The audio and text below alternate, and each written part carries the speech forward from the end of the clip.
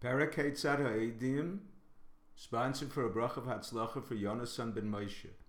Rabbi Yehuda Omer, Eid Zomem Mishalim Lefi Chelko. One false witness pays his share without the other. The Gemara concludes the cases where one of the witnesses admitted in one court that they were accused of hazama and required to pay by another court.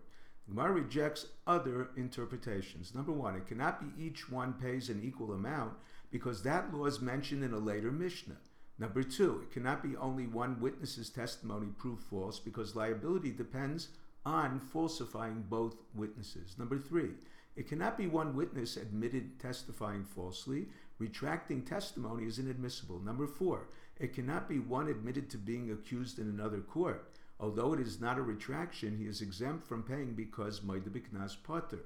One who admits to a fine is exempt.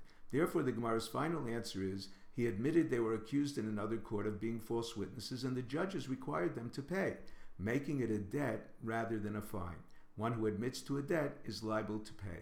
Now we move on to a new Mishnah. This Mishnah, the next, discusses cases of assessing false witnesses' payments. Number one, witnesses falsely testified a man divorced his wife and did not pay her ksuba, which can include the base sum of 200 zuz, a tosefes, an additional amount, and nichsei tzon barzel, property assessed whose value is written in the ksuba and paid in the event she is divorced or widowed. In addition, there can be nichsei malug, property she retains. Her husband has rights to its profits, not included in the ksuba. Our Mishnah holds the false witnesses do not pay the full amount because the husband most probably will have to eventually pay the ksuba. However, they pay the amount someone would pay now for the rights to collect in the future in place of the wife. The Gemara explains three interpretations of this assessment. A. Rav Chisda holds they paid the value of land designated for the ksuba. The husband could have sold, but by their testimony forced him to surrender to her. However, causing him a loss, not being able to pay her now, to relinquish her rights is not considered because she may not agree to sell.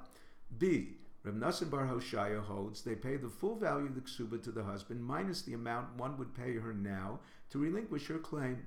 Less is subtracted than for a land purchase because purchasing her rights is riskier. C. Rav Papa agrees with Rav Nassan's assessment but limits their liability to those items included in the ksuba. Being documented are known to the witnesses but not nichsei malug. Number two, witnesses falsely testified a creditor lent 1,000 zuz for a month. The borrower claiming the loan was for 10 years. The Mishnah states they pay what one would pay to borrow for 10 years as opposed to a month. Question. Rabbi Yehuda states in the name of Shmuel, even a loan for 10 years is canceled on the sabbatical year. If in fact the creditor lent the money for 10 years, the false witnesses should be required to pay the full sum of the loan canceled on the sabbatical year. Answer.